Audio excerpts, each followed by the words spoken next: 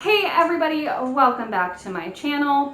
Last time I mentioned that I wanted to talk about cryptids again, and that's what we're gonna do.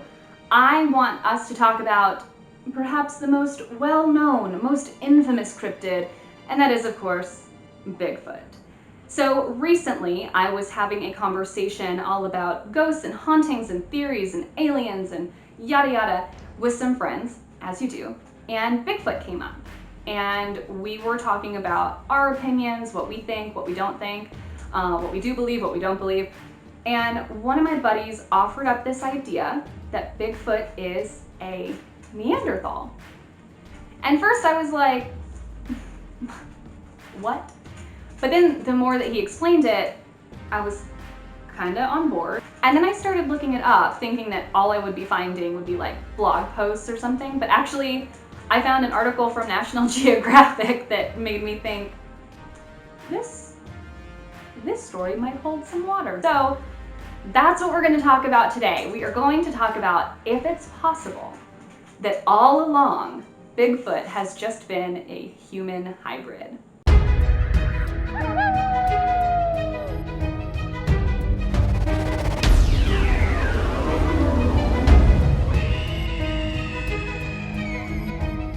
I, like you probably, have seen my fair share of Bigfoot documentaries, Bigfoot TV shows. I've listened to some grown men make strange Bigfoot calls in the woods.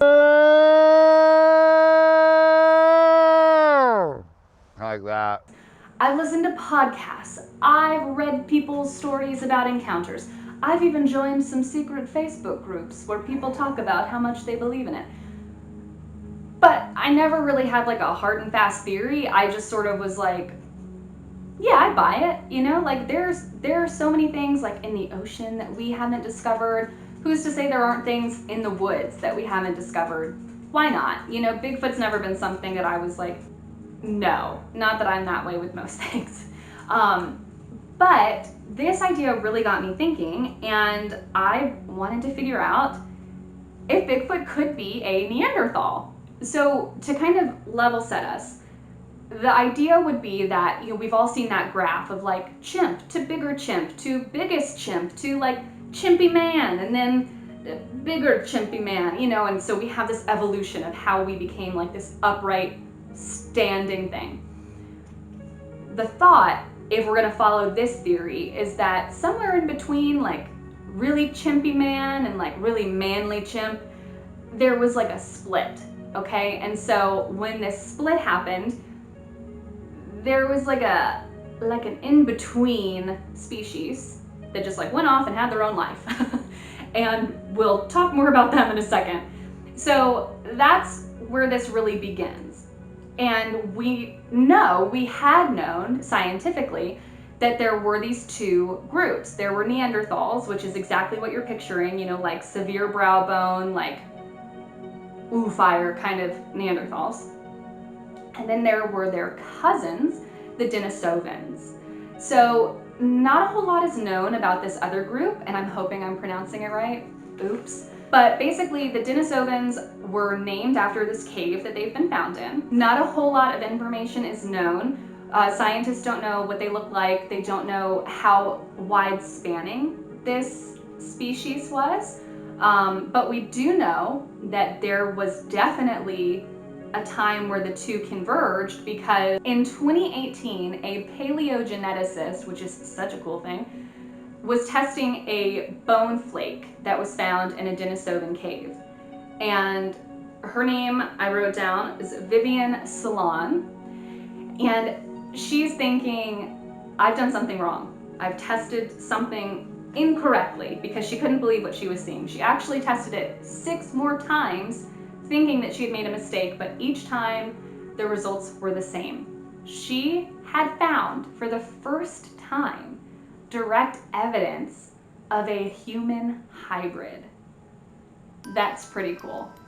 I love the idea of coming home from work and her partner being like, how was your day? Well, you know, I just changed history, but it was no big deal. It's just the coolest. So this teenager's bone flake was had one parent that was a Neanderthal and one parent that was a Denisovan.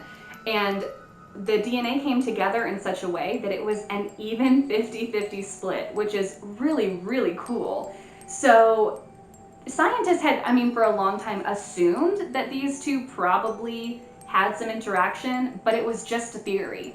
So now we've got this direct evidence, this real tangible proof, and it kind of changes the game because, like I said, so little is known about the Denisovan group that to at least be able to know they were, even if it was just passing through within proximity at some point to Neanderthals, what does that mean? What does that mean? And so if we have this human hybrid now, how far spanning was that? Was this a one-off? Did they do this and then everyone went, that kid's kind of a problem, we shouldn't do that again? Or was there a whole bunch of these human hybrids running around and perhaps they've not really stopped running around? That's sort of where we're at. So to throw some vocab your way, like I mentioned a second ago, Denisovans are just like a sister group to Neanderthals. They're cousins of Neanderthals. And so they're named after the caves they're found in. That's about as much as we know. Scientists don't know what they looked like. They don't know how, like I said, wide-spanning even they were. So not a whole lot of information. They split from a common ancestor about 390,000 years ago, which was also about the time that Neanderthals were sort of dying out. So they sort of were around at the same time for a bit, clearly long enough to procreate, and then sort of replaced the Neanderthals. So that is kind of what we're working with as far as information goes. It's pretty minimal. I know that's a lot of science talk. You can take your science hat off now, pop on your tinfoil hat, because we are going to talk about the theories. The first being, why not, right? Why can't Bigfoot be this human hybrid? Especially because scientists don't know what Denisovans even looked like. So who's to say that they weren't very hairy or that they didn't look like Sasquatch? We don't know. There's no way to know. So that in and of itself I think is really interesting. But I also think you could take it a step further and consider, okay, we don't know what they looked like, cool.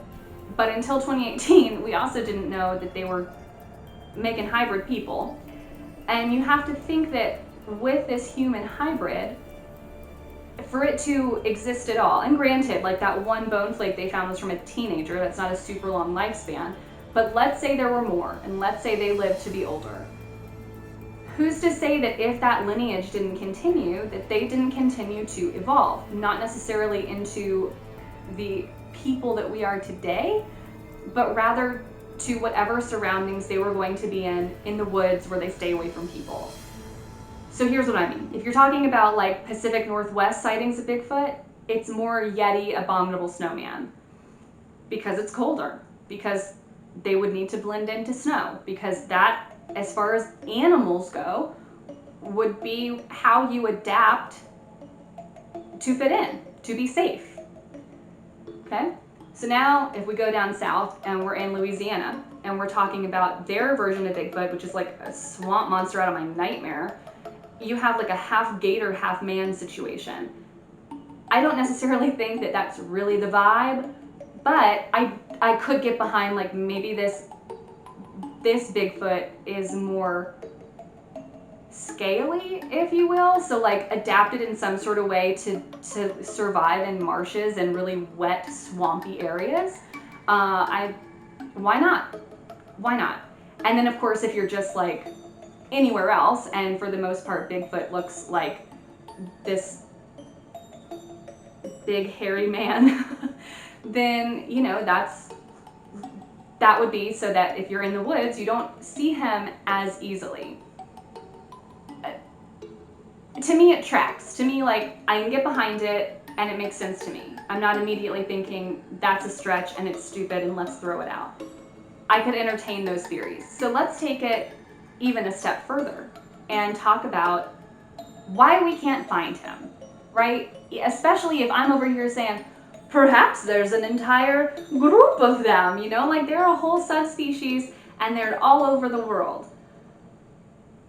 The theory, and this has been a theory even before at least that I knew of, the Neanderthal theory, this idea that Bigfoot, Sasquatch, etc. bury their dead.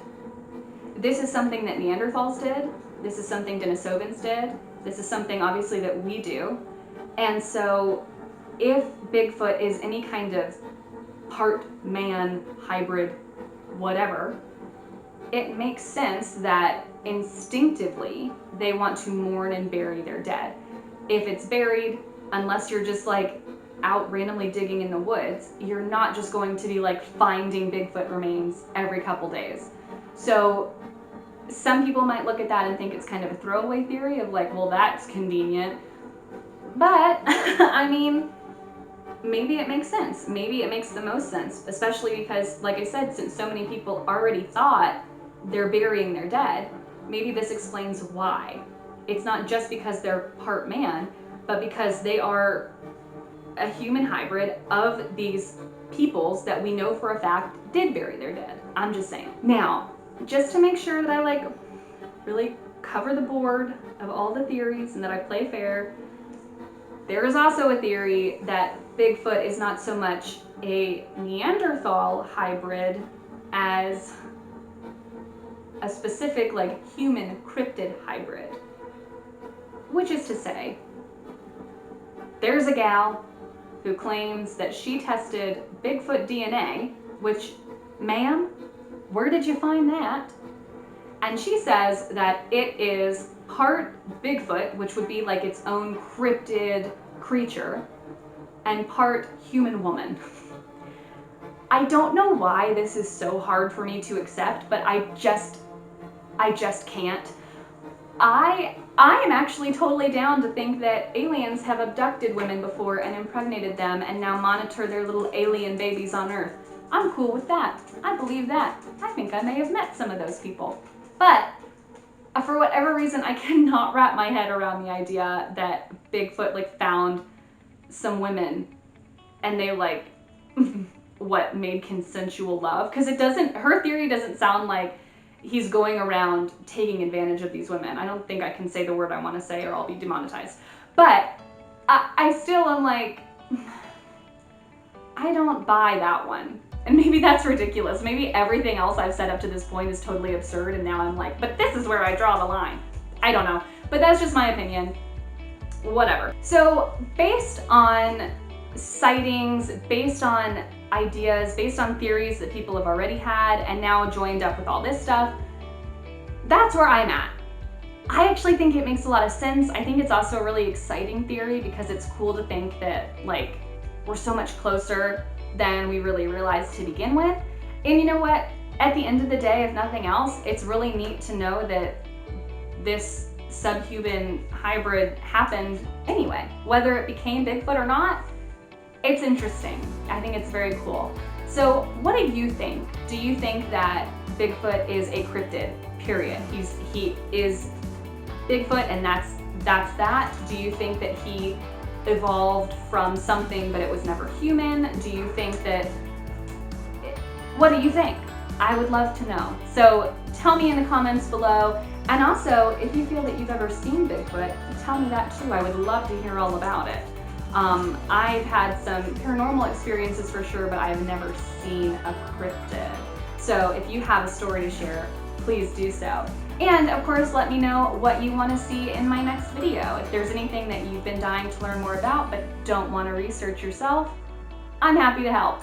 So let me know and I will see you next time. Stay spooky. Bye!